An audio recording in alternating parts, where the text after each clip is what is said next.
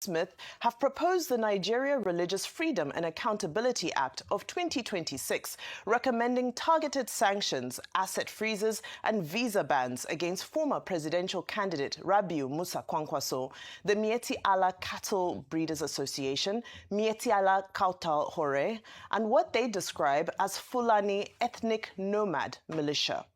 The bill alleges that the named individuals and groups are responsible for severe religious freedom violations. Shared by More on X earlier today, the document outlines statistics and historical accounts of attacks on Christians and on Muslims who advocate religious tolerance. It cites a lack of prosecutions or convictions of jihadist actors, characterizes this as a failure of the Nigerian government, and calls for coordinated support from France, the UK, and Hungary. The report also urges investigation into cases where non-Muslims are allegedly subjected to Sharia or blasphemy laws, and makes reference to victims including Rhoda Jatau and Deborah Yakubu. Now let's take a look at some tweets coming from the United States X space. Sean Nelson said the powerhouse team of Rep. Chris Smith and Rep. Riley Moore today introduced a new bill on religious freedom in Nigeria, increasing accountability measures, including recommendations for sanctions against Fulani militia and former Kano State Governor Kwankwaso, who introduced Sharia criminal law there. Nakabulu responded and said, well, how much were you paid to target and tarnish Kwankwaso's image? Zamfara State introduced Sharia first in Nigeria as part of their right because it's in the constitution of Nigeria. Christians are safer in Kano State than virtually Christian-dominated states in Nigeria.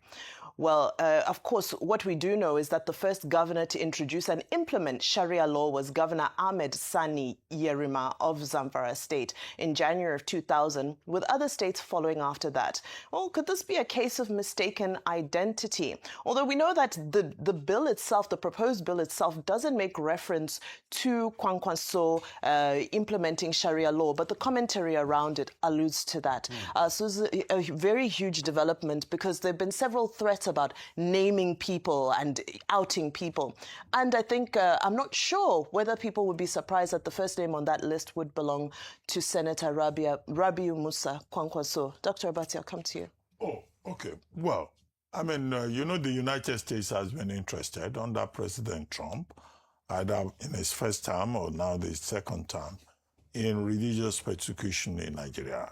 Ditto, the Department of State of the United States, also the Department of Justice, and also now you have the African Command being involved, with President Donald Trump carrying the flag and saying there is religious persecution in Nigeria. The federal government of Nigeria has made, you know, considerable effort in that direction to say that Nigeria is a secular country, and that whereas there is insecurity in the country, there is no such thing as religious persecution. But, so that's the background.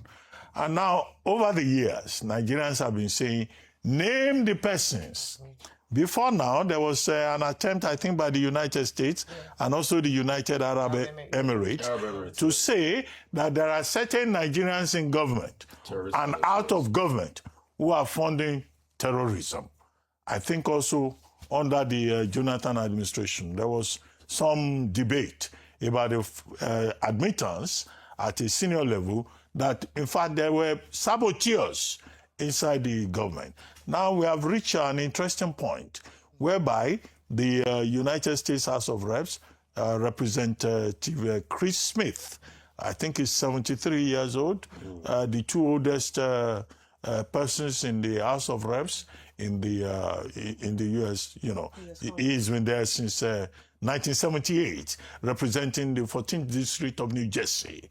And then you have Congressman Riley Moore, also now, you know, proposing a bill. And they are now saying that, one, the United States Congress should declare the Katauri, you know, Mieti Allah Katauri, you know, should declare it a terrorist organization, and also Mieti Allah itself, which is the principal, you know, home body, should be declared. And then they have now, in that context, named certain persons, and it is the name of Senator, former Governor Dr. Rabiu Musa Kwankwaso, flag bearer in the last general elections of the NMPP that has been mentioned. And then Makban, I think Makban, there's a group called Makban. Fulani ethnic nomads have also been named. Well, this matter has to go before the Congress, and they've indicated penalties that such persons will be declared as terrorists. Such persons will not be allowed to go anywhere near the United States of America. So it's a developing story.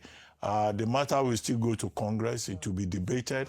But what you can say is that with the involvement of both Congressman Chris Smith and Riley Moore, this may be an outcome of the various visitations to Nigeria and the